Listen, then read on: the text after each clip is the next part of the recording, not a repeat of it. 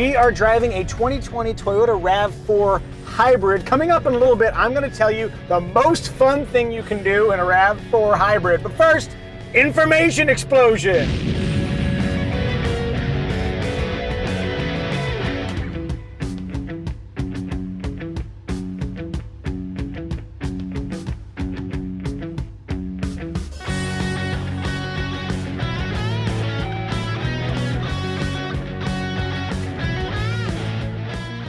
We're currently on our way to a nature walk, but before we're attacked by angry squirrels, interior!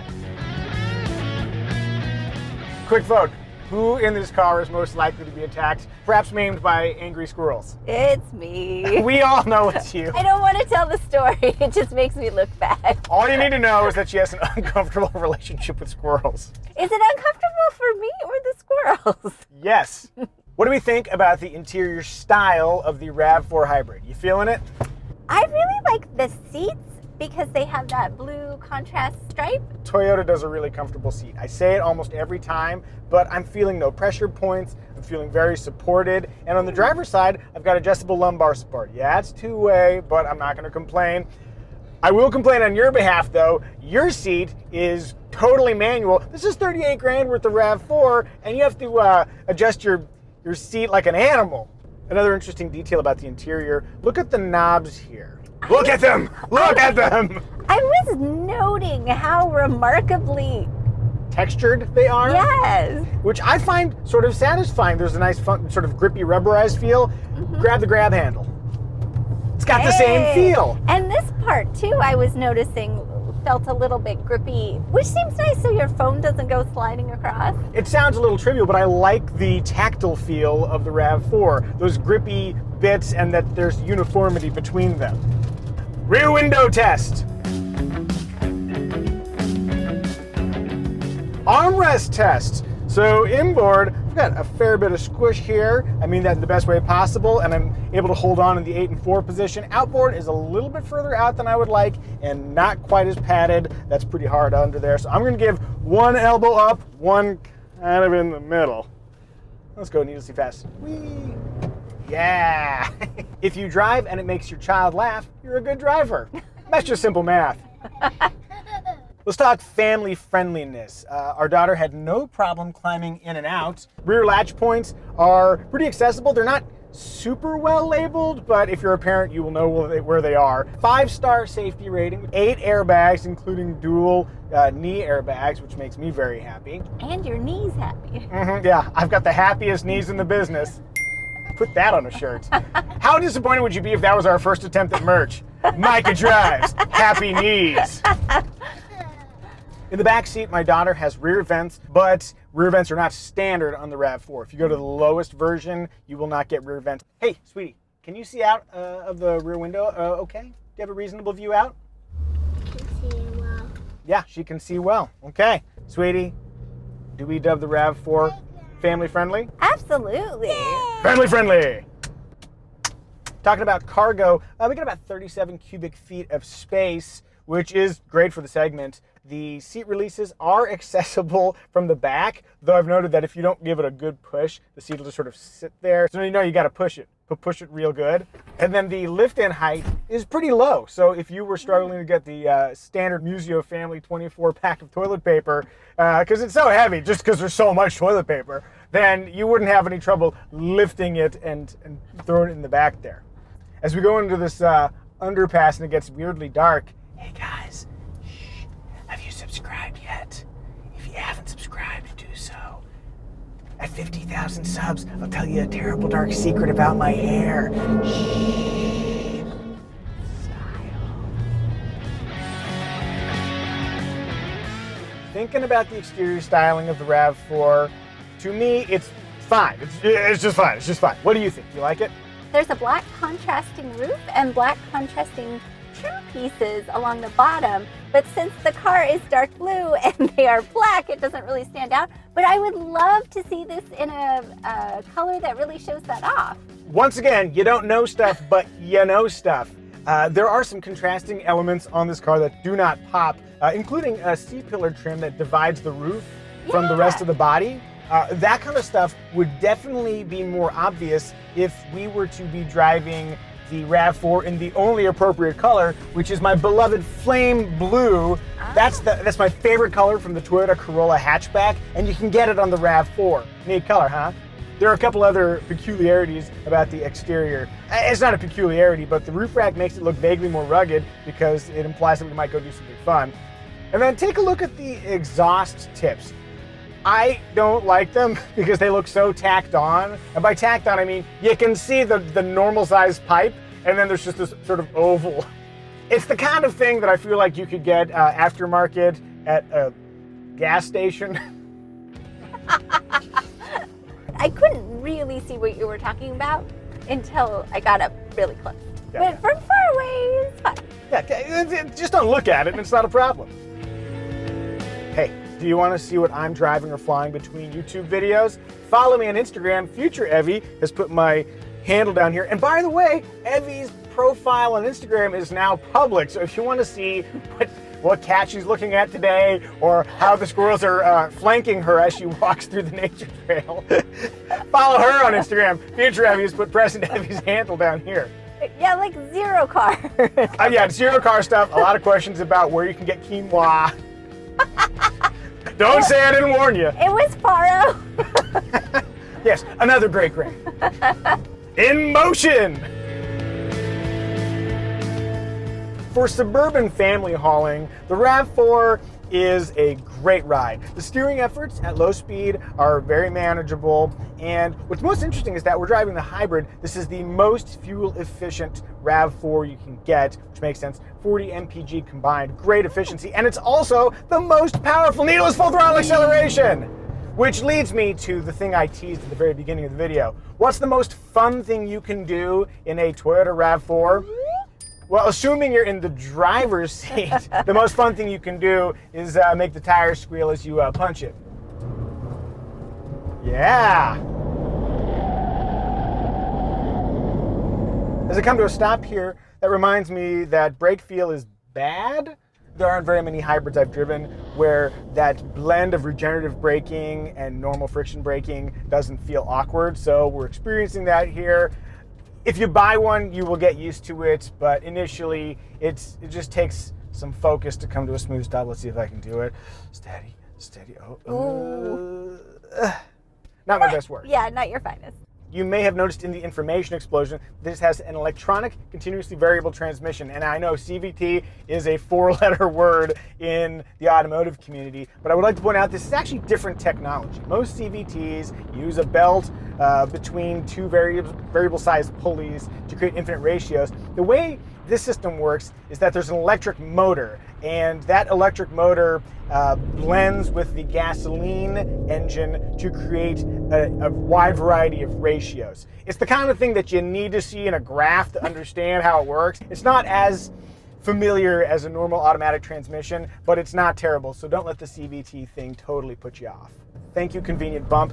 That reminds me that the ride quality in the XSE trim hybrid we're driving right now is a little bit more, I don't know, jittery over bumps than I would have expected. But that's the really weird thing about the RAV4 Hybrid, is that Toyota has positioned it as the sporty one. So this one has a sports suspension that is not on other standard RAV4s. If you want a sporty RAV4 compact SUV for hauling your child to daycare, here's your ride. The cumulative effect of the RAV4 to me is generally unremarkable, and in the compact SUV segment, I think that's a good thing. Yeah, that makes sense. You just wanted a very functional vehicle in this segment, right? Yeah, I just don't create any complications for me, car. There's enough complications. Sitting in back. Emotion factor.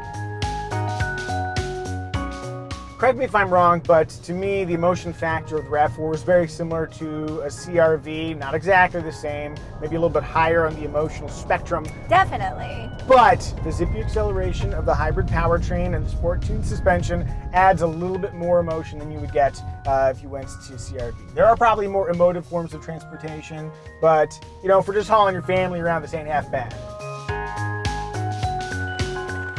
Hey, are you feeling emotionally drawn to shop for your own RAV4? If so, check the Kelley Blue Book listing link in the description and go buy your own RAV4.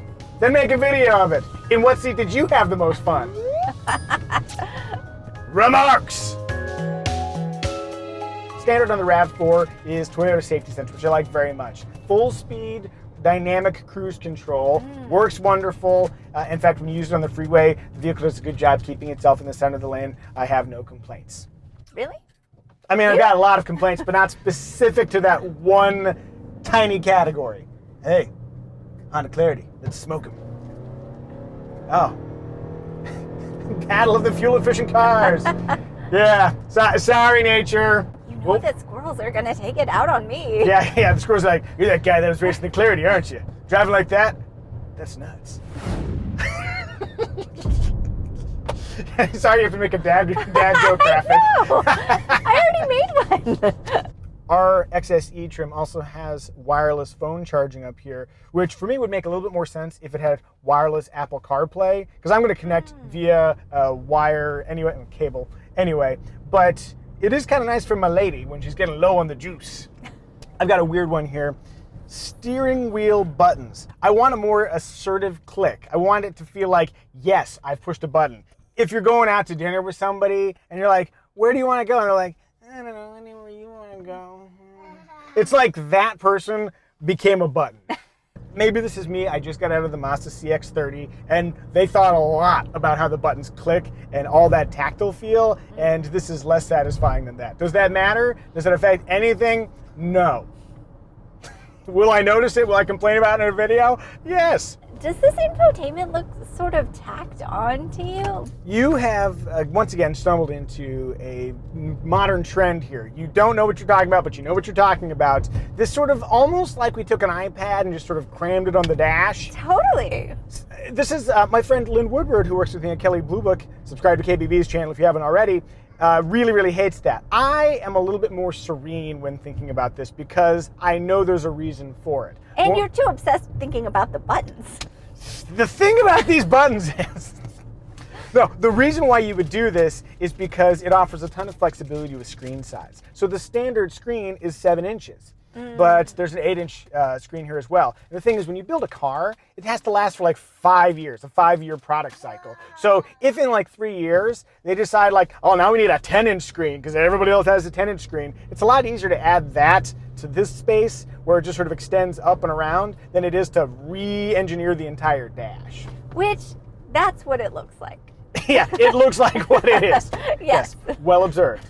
And I also noticed this is cloth. And oftentimes, I feel like what's on the A and B pillar is plastic, and that's handier for cleaning up. We're real messy. Just the splatter stains. It looks like a CSI episode in here.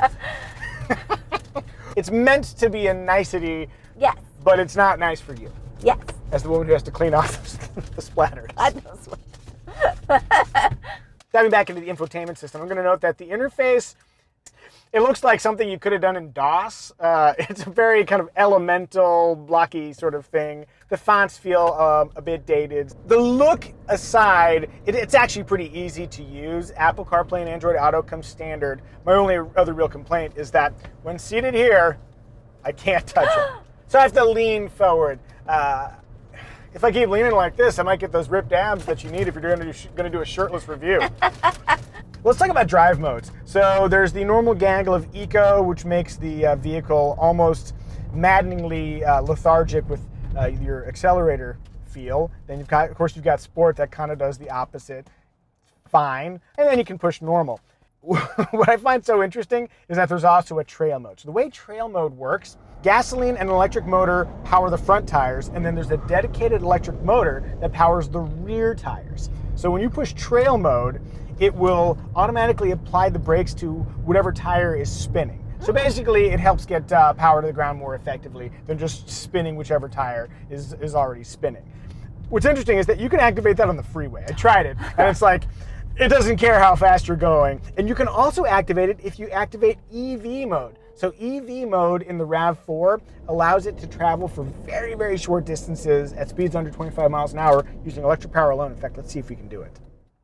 Oh.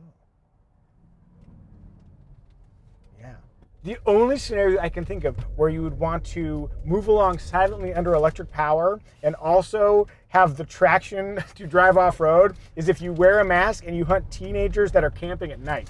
If you're Jason Voorhees, you need to drive a Toyota RAV4 Hybrid. Happy hunting! So it's Voorhees friendly? It is Voorhees friendly. Adding to that Voorhees friendliness is 8.1 inches of ground clearance, which ain't half bad for a sensible compact SUV. If you buy a RAV4 and you don't buy the hybrid, that's crazy. And let me tell you why. Because the hybrid is only $850 more than its gasoline equivalent. If you get a gasoline all-wheel drive version or you get the hybrid, it's an $850 jump. Wow. What's crazy is that the EPA says over a 5-year ownership period, you'll save $2,250 buying the hybrid. The payback period is totally reasonable. So there is almost no reason why you shouldn't buy the hybrid, assuming you can afford the payment. That's incredible. I know, that's incredible. And then if you get it in blue flame paint, then you really got something. Oh, is this person going to the left? See, now I would know that if the turn signal was on. I like the dude. He's like, what are you doing? Let's see how this goes. Hey! Oh, I really thought they were going to hit your car. I don't know if I've ever heard a motorcycle bump that hard. Where's the subwoofer? Yeah. Watch, we're going to get a copyright strike because of that music making its way into our video. As I accelerate past this Camaro convertible, I'd like to point out that in 2021, Toyota is introducing a RAV4 Prime plug-in, which means it'll have the ability to run much longer distances on electric power alone, and that will then be the most powerful RAV4 you can buy. 302 horsepower. Geez, it's getting fun saving the planet. Last thing, I should note that this is Kelley Blue Book's long-term RAV4 test car. So if you want to know what the collective Blue Book hive mind thinks about our RAV4 long-termer so far, check the description and there'll be a link in there. Did we miss any remarks? Tell us in the comment section. Synopsis! Synopsizing the RAV4 Hybrid, to me, it wants to find balance with nature. It works pretty well on a variety of terrains. I've seen more excitement elsewhere, but I still find it charming. To me, the RAV4 is the nature walk turtle of compact SUVs. A turtle makes it sound slow, and it's the fastest of RAV4s. No, because every time you read a story where there's a turtle, doesn't the turtle always wind up being the fastest? And no, it finishes the race first because it's slow and steady. If you look at Zoom, the book we've been reading to our daughter since she was born, who wins at the end? Turtle in his rainbow car zooms from last to first. I stick with a metaphor. But only because all the other people dropped out because of their own hubris. Good. I'm gonna risk another copyright infringement thing because I'm gonna show you the book. This is what the turtle looks like. Does that turtle look slow to you? Does that look like a slow turtle in his rainbow car zooming from last to first? The metaphor stands. If you like this video, be sure to hit the like button or the little thumbs up, and be sure to subscribe. At 100,000 subs, I'm going to review a windowless white van. Oh, what fun awaits. It really will be a grand time. And be sure to say hi on Instagram if and you like. Sweetie, did you have a good drive in the RAV4? I did have a good drive in the RAV4. Hey, up top. You too. Come get your high five. Ah!